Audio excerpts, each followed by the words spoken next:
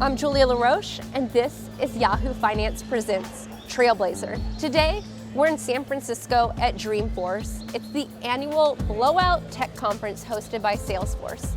In this episode, we're joined by Salesforce co-CEO and founder, Marc Benioff. Salesforce began in 1999 as a poorly funded startup run out of Marc Benioff's apartment. Today, it is the global leader in CRM and one of the fastest growing enterprise software companies in the world. It's also San Francisco's largest private employer with 45,000 employees worldwide. A billionaire, Marc Benioff is making a case for a new type of capitalism. He says that capitalism as we know it is dead, and that this new type of capitalism has to be more fair and equitable and take all stakeholders into account. He also says that trust has to be your highest value, and he's willing to take a stand and call out companies that are violating that trust. This is our conversation.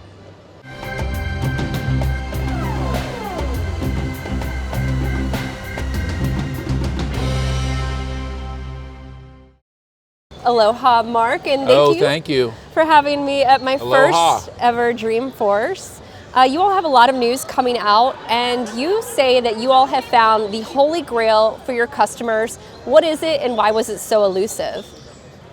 Well, we all know the kind of four waves of computing are, of course, this whole concept of systems of record, and then we moved into, that's like managing your data, updating your database, systems of engagement, systems of intelligence, the analytics, the business intelligence.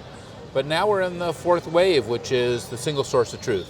That is, when I talk to a company, like one of the customers who are here, like Adidas, Louis Vuitton, Verizon, they knew who I am. They know I'm their customer. If they're selling to me, if they're servicing me, they're marketing me, they have a single source of truth. That's a big story here that we've really figured out exactly how to be able to do that for companies in a whole new way. I mean, that's definitely a big deal, and you all are also talking about voice. I imagine voice combined with Customer 360, the single source of truth, could have some seriously awesome implications for your customers. What are some of those top takeaways when it comes to voice? Voice is definitely the most important new way to interface with a computer. Here's an example. I'll give it a shot. Okay, you do it. Hey, Einstein. Hi. What's my forecast? I have good news. Your team won more deals than the same day last year. Your forecast is on track. I predict you will close $11,530,000. Okay, I'll take that.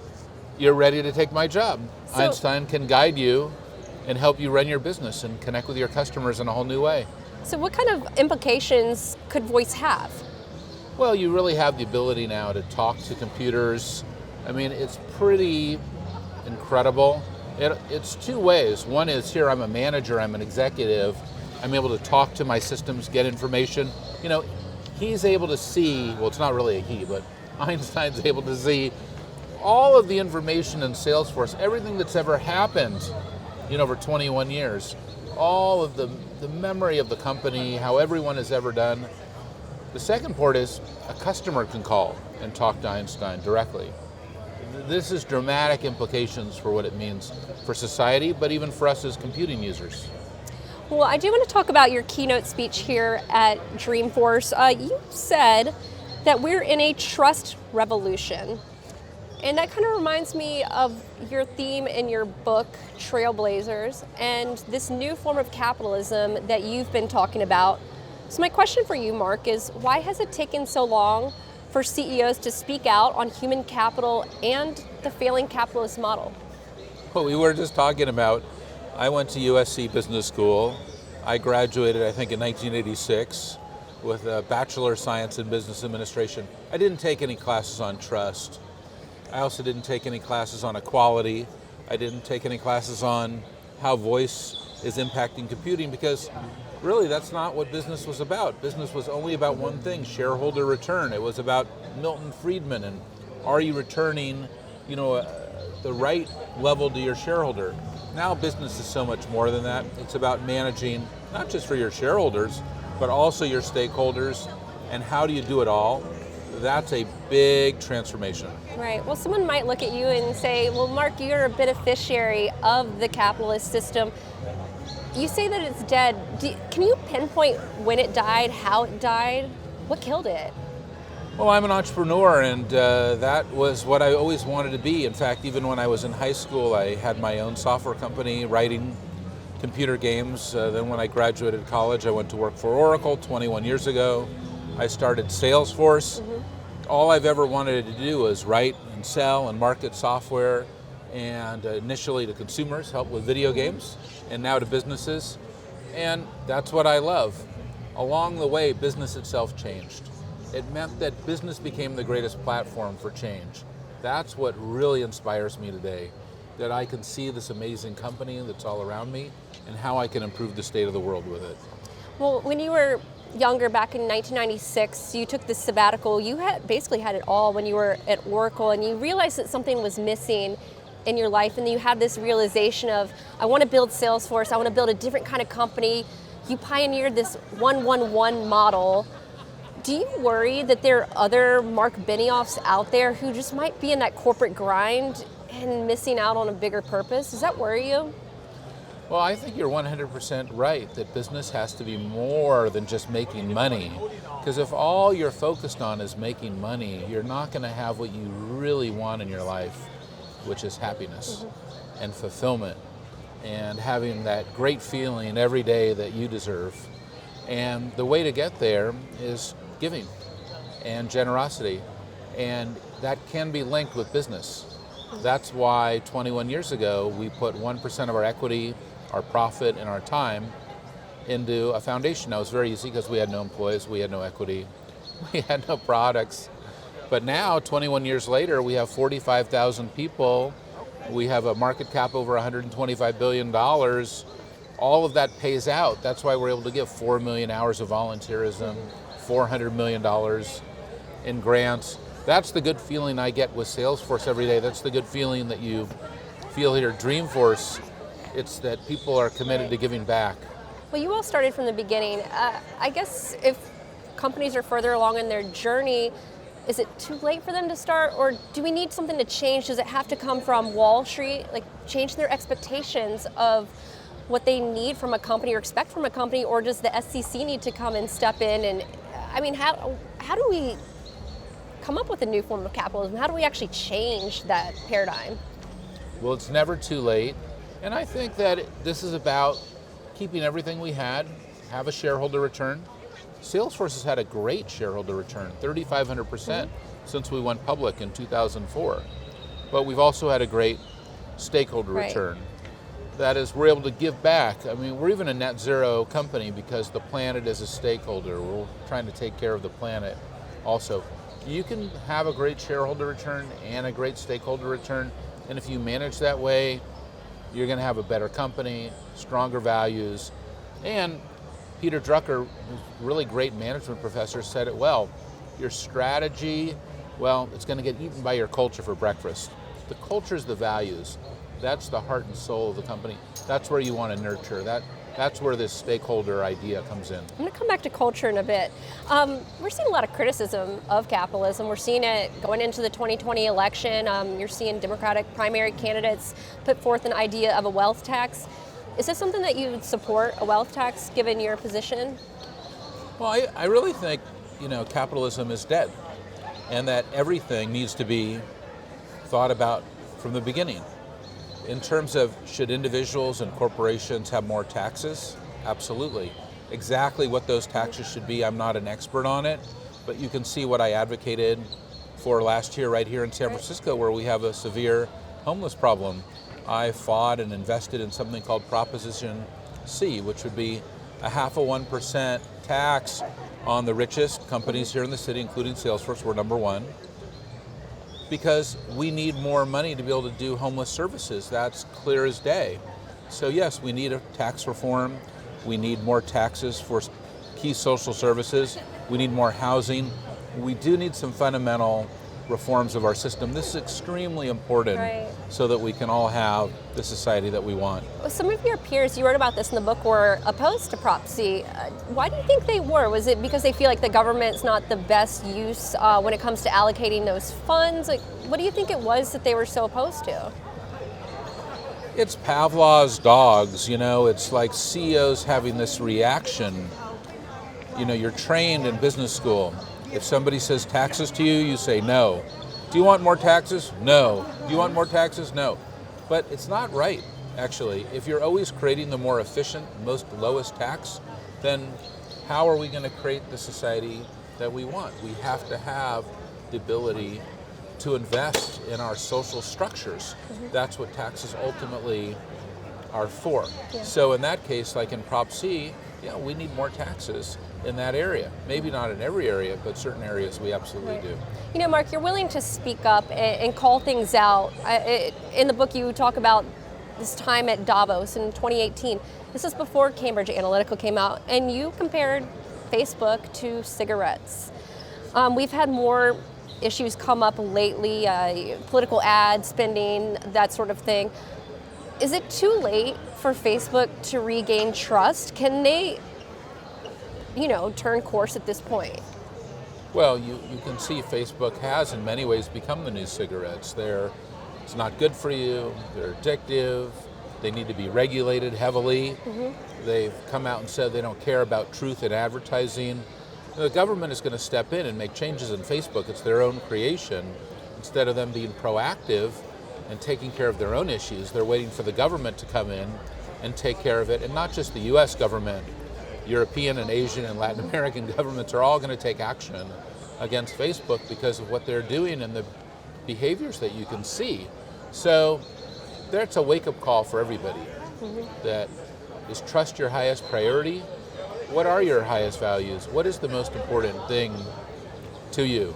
How do you think about your business, your products, or your relationships with your customers or society? Every CEO has to ask themselves that question. What is their highest value? Your wife calls you the regulator. What smart regulation would you recommend for those social media giants, the tech companies, Facebook in particular? What would be a smart policy, a smart regulation? One thing that I think is so important if we want more trust in those companies is 100% transparency. How is that data being used? Where is it going? That's why I've supported not just the GDPR in Europe, which is their Data Protection Act, but also right here, we just put in place a new California Data Protection Act that I help support as well. This is to help protect consumers in this new era where technology is operating in a way that even you may not fully understand. We have to have full transparency. We also need our own national data privacy law. I've called for this, I've written for this, it's extremely important. The government needs to act. This is something that we need to protect all of states and all consumers and children, not just here in California. Well, speaking of children, you're a father, you have 2 children. How do you talk to them about the use of social media? Well, I think that the work of Common Sense Media has been so important. You can see Common Sense Media has really laid out what is the best media on the net. How should we operate with that media? What are the standards for screen time? These are things that we need to all become educated on. Other organizations like them who are helping us to understand and to wake up to these things, this is really important.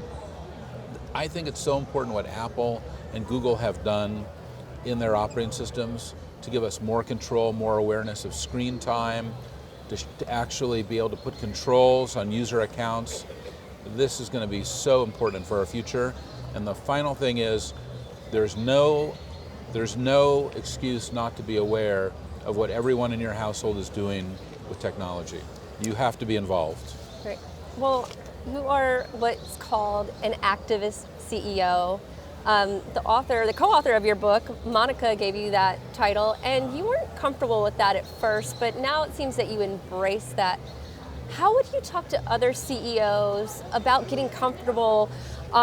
Because you say that now taking a stand is no longer optional. You have to take a stand. So how do you get other CEOs comfortable with sticking their neck out there, especially when you have a president who might tweet about you and your company? Well, I try to model for other CEOs how to actually use their business as a platform for change, how to improve the state of the world with their companies.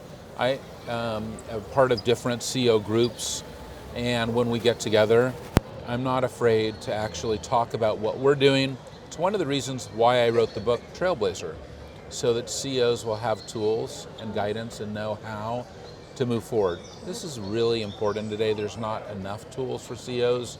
There's not enough role modeling for CEOs. And we have to give them the permission, the psychological permission, that it's okay to act this way. They don't have to just be about shareholder return. They can do more. That's why I'm so excited that the Business Council and the Business Roundtable specifically have started to talk about being more about all stakeholders. What role do you see your platform playing in reshaping some trouble spots like income inequality, dysfunctional government, and healthcare? Well, these are all of the areas that I'm interested in. But just look right here in San Francisco, where we're working with the local hospitals and investing in the children's hospitals and the overall medical system, focusing on working on our homeless safety net and providing support for extremely low income housing. And I think also very important, the overall education of our children in our public schools. I think every CEO has to adopt a public school. I have. Salesforce has adopted 107 public schools. We've given over $70 million of direct cash investment to our local San Francisco and Oakland public schools, plus the volunteerism, the mentoring, the technology that goes with it, a full package in partnership with the superintendents and the principals. These are the things CEOs can do. If you're the CEO of a company like Salesforce, let's say you're not in San Francisco, you can ask yourself, have you adopted your local public school? Just go down, knock on the door of the principal, introduce yourself. You'd be surprised at the power your company can have to improve your local public schools. And do you want to know who are in those schools? It's the children of your employees, right. So it's in your interest to do that. Probably seeing a lot of results too, aren't you, from that? We've seen dramatic results even here in California, where the San Francisco school system has really seen its math scores improve, the number of underrepresented minorities and women involved in computer science. These are very important things to us and something that we're committed to doing over the long term. Well, speaking of women, you took a stand on gender pay. Those two executives came to visit you on a weekend, I believe, and they said, Mark, we think we have a gender pay problem, and you didn't quite believe it at first. And then you were willing to look under the hood, and you did something about it. Do you think CEOs are willing to look under the hood, or does the government have to step in? Because in your op-ed in the New York Times, you said that pretty much every company probably has a gender pay gap. Oh, well, there's no question that every company has a gender pay gap. Look at my industry, look at your media industry. Mm-hmm. You can see the huge issues of gender reform going on, even in media today. And you have to ask yourself, do we have equality? Are we paying men and women equally for equal work? Because that is what we're really talking about. Why are we not treating people equally? The World Economic Forum, where I'm a trustee, has said it will take more than another 100 years for men and women to be paid equally. But every CEO today can look at their data and say, am I paying men and women equally? And everyone should come forward and ask their CEOs, hey, do we pay men and women equally for equal work? This is a simple thing that everybody can do. I know something that you look at when you're making acquisitions now, you look at the gender pay. You've been quite acquisitive in building Salesforce, and what's so interesting to me, Mark, is how you're able to maintain the culture as you've gotten bigger, 45,000 employees. What's your secret? Focus on what's really important to you. You have to ask yourself, what are your values? What is the most important thing to you? Do you know as a CEO, is it trust? Is it equality? Is it sustainability? What are the things that matter to you as a chief executive officer, or as an executive in a company, or as an employee in a company? If you're going to work every day, what are the values of the organization that you're a part of? And one final question, 21 years ago, 1999, you started Salesforce. You were the disruptor, you saw the cloud, you saw software as a service. Where do you see the next disruption? How do you disrupt yourselves? The next disruption is all about improving the state of the world, creating a world where all companies are stakeholder-based companies, where we focus on not only building great products and having great customer relationships, but also about sustainability. That will help us bridge from the fourth industrial revolution and AI and all these amazing technologies to the fifth industrial revolution. And people who are the vibrant, exciting, intelligent young people of the world who are coming up will be the leaders and show us how to lead to create the world that we all really want. And that is what we're doing today. The fifth industrial revolution. Marc Benioff, co-CEO, chairman and founder of Salesforce. Thank you for being here. Thank you so much. We're so happy to have you.